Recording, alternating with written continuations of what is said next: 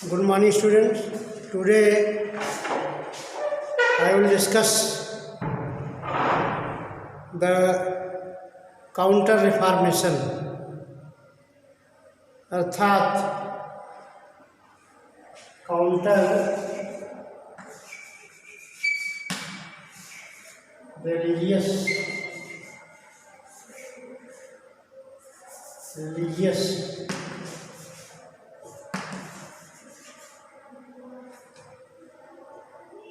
Reformation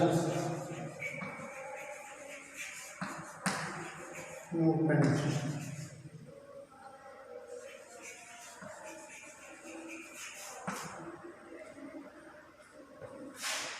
इसे counter religious reformation और Catholic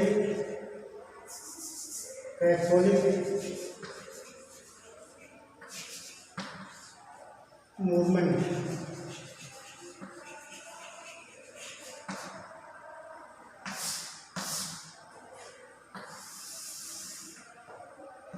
प्रति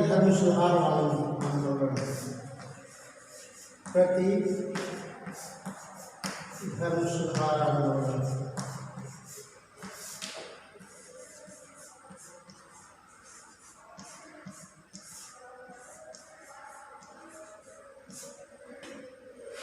तो आज हम कैथोलिक रिलीजियस रिफॉर्मेशन मूवमेंट, जिसे कि कैथोलिक मूवमेंट के नाम से जाना जाता है, इसके बारे में हम अध्ययन करेंगे। इसको प्रतिधर्म सुधार आंदोलन भी कहा जाता है। काउंटर रिलीजियस रिफॉर्मेशन मूवमेंट और कैथोलिक मूवमेंट दोनों रूपों में यह जो है पूछा जा सकता है। धर्म सुधारवादी आंदोलन या कैथोलिक आंदोलन किसे कहा जाता है। तो आज हम कैथोलिक मूवमेंट या प्रति रिलीजियस रिफॉर्मेशन मूवमेंट के बारे में जिक्र करेंगे। चूँकि कैथोलिक चर्च में इतनी बुराइयां व्याप्त हो गई थी कि पदों को जो है योग्यता के आधार पर नहीं बल्कि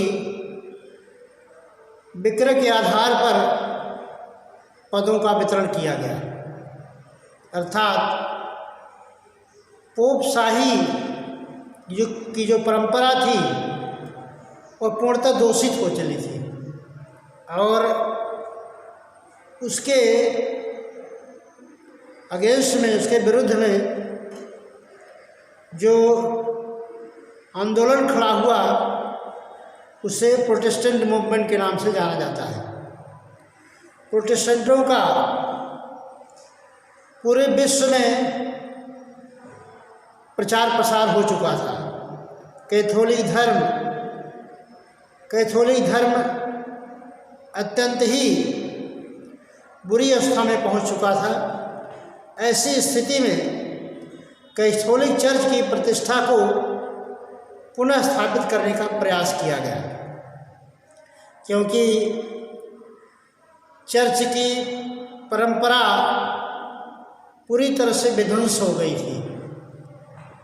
इसका मतलब पोप के अंतर्गत जितने भी पदाधिकारी थे, चाहे कार्डिनल हो, आर्च बिशप, पादरी तक के पदों को योग्यता के आधार पर नहीं बल्कि धन देकर उन पर नियुक्तियाँ की जाने लगी थी और अध्यात्मवाद के स्थान पर विलासिता में प्रवेश कर लिया था और अंधविश्वास, रूढ़िवादी परंपरा एवं भ्रष्टाचार पूरी तरह से व्याप्त हो चुका था, जिस प्रतिष्ठा को पुनः स्थापित करने का प्रयास किया गया, क्योंकि प्रोटेस्टेंट मूवमेंट ने पूरी तरह से कैथोलिक चर्च की जड़ें हिला करके रख दी।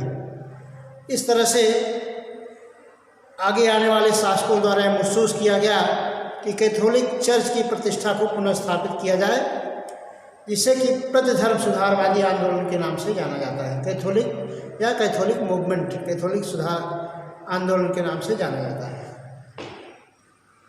तो इस प्रकार से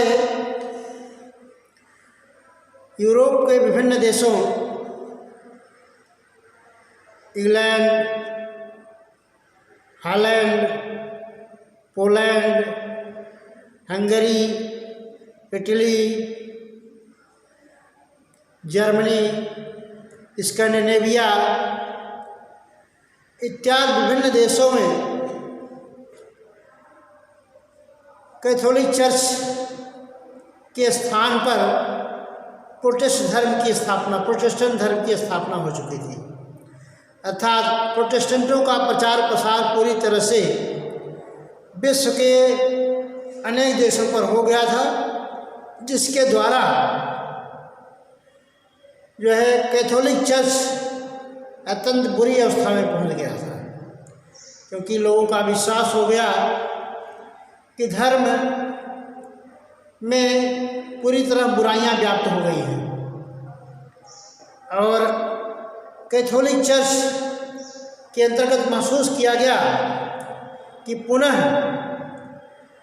धर्म में शुद्धिकरण की आवश्यकता है।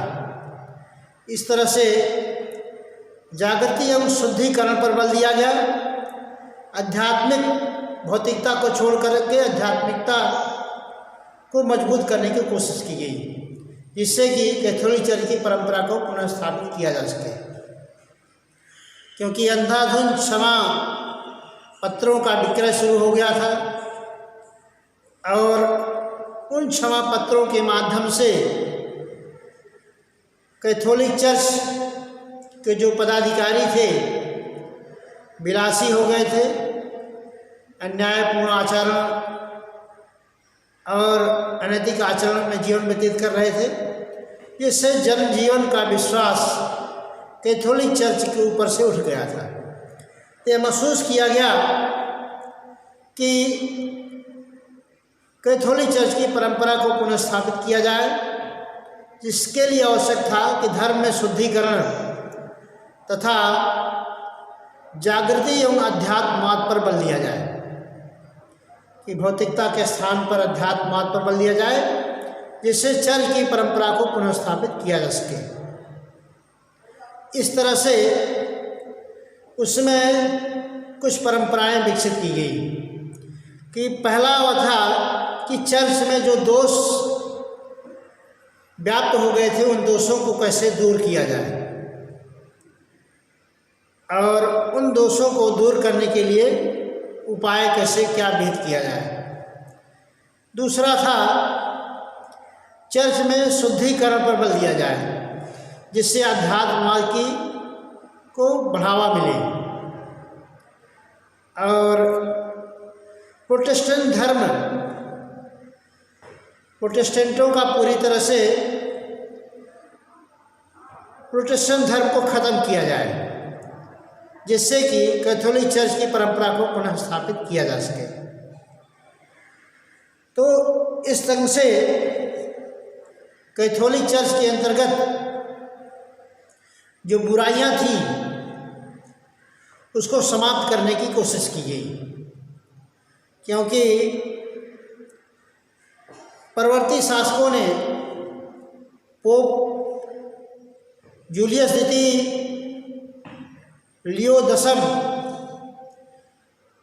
द्वितीय के समय में पदों का अंधाधुंध विक्रय किया गया और पोप लियो X ने इंटेलिजेंसेज क्षमा पत्रों का अंधाधुंध विक्रय शुरू कर दिया, जिससे कि पोपशाही का अस्तित्व खतरे में पहुंच गया था। क्योंकि अंधाधुंध विक्रय जो कि सेंट पीटर्स के राजप्रासाद के निर्माण के एवज में किया गया था, लोगों में यह भावना व्याप्त हो गई कि चर्च के पदाधिकारी पूरी तरह से अन्यायपूर्ण जीवन व्यतीत कर रहे हैं और कोई भी व्यक्ति घोर पाप करने के बावजूद भी चर्च के अन्याय से मुक्ति पा जाता था और जिसकी जितनी हैसियत थी उतने तक का क्षमा पत्र उसको दिया जाता था।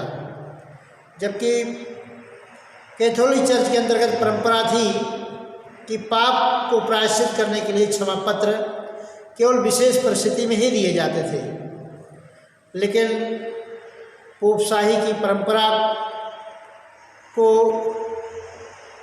पूरी तरह से पोपशाही की परंपरा भ्रष्ट हो गई थी एवं विलासतापूर्ण लोग जीवन व्यतीत करने लगे थे। उनके जितने भी पदाधिकारियों का जो चयन होता था वह निर्वाचन जो होता था योग्यता के आधार पर न होकर के वह पैसा धन दे करके किया जाता था। इस तरह से आध्यात्मिकता की तरफ से लोग विमुख हो गए थे और सांसारिक जीवन की तरफ ध्यान आकृष्ट किया गया था। इस तरह से इन सब दोषों को दूर करके पुनः पोपशाही की परंपरा को स्थापित करने की कोशिश की गई। इसमें पोप पाल तृतीय एक मशहूर पोप था। पोप पाल तृतीय ने सर्वप्रथम 1542 में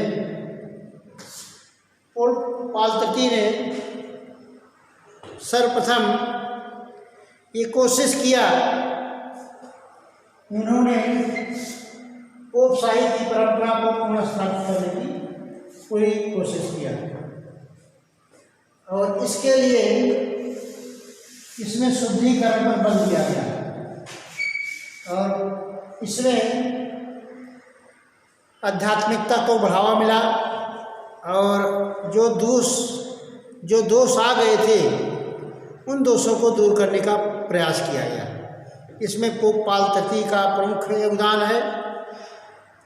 इसके बाद अन्य पोप हुए जिनका नाम क्रमशः है पोप पाल फोर्थ, पोप पाल पंचम तथा पोप पाल खष्टम के द्वारा जो है धर्म सुधार आंदोलन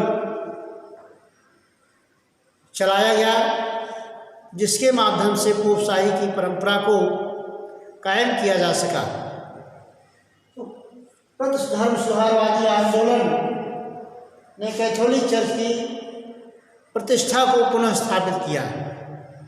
इसके लिए जो है धर्म सभा बुलाई गई। एक धर्म सभा का आयोजन किया गया। सम्राट चार्ल्स पंचम के द्वारा एक ट्रेंट की धर्म सभा काउंसिल ऑफ ट्रेंट्स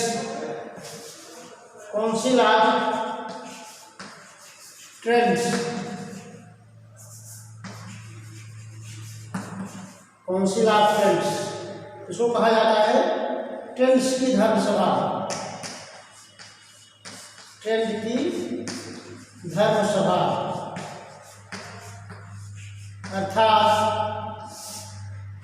सम्राट चार्ल्स पंचम ने पोपशाही की परंपरा को पुनः स्थापित करने के लिए ट्रेंट की धर्म सभा का आह्वान किया, धर्म सभा का एक आयोजन किया। इसके लिए संपूर्ण पोपों तथा चर्च के पदाधिकारियों को आमंत्रित किया, लेकिन जो पोप शाही जो थी इन्होंने इसमें भाग लेने से मना कर दिया, क्योंकि ये अपने लिए जो है अपने लिए समझते थे कि ये है हमारे लिए अच्छा नहीं है, हम राजा के अंदर में कैसे जाएं, क्योंकि इनकी प्रतिष्ठा इतनी बढ़ गई थी कि राजा भी इनके सामने नतमस्तक होता था। तो इस ढंग से 1542 में इनकी सभा बुलाई गई और यह सभा 1545 तक इसमें कोई उपस्थित नहीं हो सका, लेकिन 13 दिसंबर 1545 को 13 दिसंबर 1545 को यह सभा में पोप के विभिन्न पदाधिकारियों को पुनः बुलाया गया, जिसमें इसमें सभा का आयोजन किया गया तथा प्रोटेस्टेंटों को भी इसमें आमंत्रित किया गया और उसमें वाद विवाद की प्रतियोगिता स्थापित की गई। नेगोशिएशंस हुए, प्रोटेस्टेंट और कैथोलिक चर्च के लोग एक जगह एकत्र हुए और उसमें कोशिश की गई कि चर्च में व्याप्त प्रतिष्ठा को पुनर्स्थापित किया जाए, क्योंकि चर्च अपने अंदर व्याप्त बुराइयों के बारे में उसको समझ हो चुकी थी और उसमें बुराइयां था दोषों को दूर करने के लिए वो पूरी तरह से तैयार हो चुके थे कि किस ढंग से चर्च में व्याप्त बुराइयों को दूर किया जाए। इसके लिए सम्राट ने महसूस किया कि एक जगह ऐसी सभा बुलाई जाए, सर्वधर्म सभा बुलाई जाए, जिससे कि लोग एक जगह एकत्रित होकर के इसमें व्याप्त बुराइयों पर विचार विमर्श कर सके। तो इस प्रकार से इसमें न केवल कैथोलिकों को, समस्त पोप थे जितने, उनको बुलाया गया, सारे पदाधिकारियों को, और इसके बाद प्रोटेस्टेंट को भी इसमें बुलाया गया। मार्टिन लूथर जैसे व्यक्तियों को भी इसमें बुलाया गया और लेकिन यह सभा इसमें वाद विवाद तक ही सीमित थी। सभा इसमें किसी को भी जो है इसमें मीन्स निर्वाचन की व्यवस्था नहीं थी, मताधिकार का प्रयोग करने का अधिकार नहीं था। इसमें केवल वाद विवाद ही तक ही सीमित था। इस प्रकार से यह सभा, इस सभा का प्रोटेस्टेंटों द्वारा पूरी तरह से विरोध किया गया कि इसमें केवल वाद विवाद तक ही सीमित है। लेकिन जो वाद विवाद होता था वो कैथोलिक चर्च के नियम के अंतर्गत ही रह करके होना था, कैथोलिक चर्च के आचरण के ही अंतर्गत होना था। इस प्रकार से सम्राट का यह प्रयास शुरू हुआ कि कैसे धार्मिक सुधार को आगे बढ़ाया जाए। तो धर्म सुधारवादी आंदोलन की तरफ लोगों का ध्यान गया और ट्रेंड की धर्म सभा में विभिन्न विषयों पर जो है चर्चा हुई और पूरी तरह से कोशिश की गई कि जो कैथोलिकों की प्रतिष्ठा थी उनको पुनः स्थापित किया गया तथा प्रोटेस्टेंट धर्म को कहा गया कि इनको समाप्त किया जाए और कैथोलिक चर्च की परंपरा को पुनः स्थापित किया जाए और इसमें जो बुराइयां हैं, जो अराजकता है, उसको दूर किया जाए और पोप शाही के अंतर्गत जो जिनके जितने पदाधिकारी हैं पुराने नियम के अनुसार, जैसे पहले संत स्वभाव के व्यक्ति इसमें चयनित होते थे, उन्हीं पदाधिकारियों का इसमें चयन किया जाए, जिससे कि ये केवल धार्मिक मामलों की ही देखरेख करें। इसमें धर्म से संबंधित एक योग्य तथा अच्छे व्यक्ति का चुनाव हो। इस तरह से आध्यात्मिक परंपरा को पुनः स्थापित करने की कोशिश की है। ट्रेंड की धर्म सभा ने जो कैथोलिक चर्च से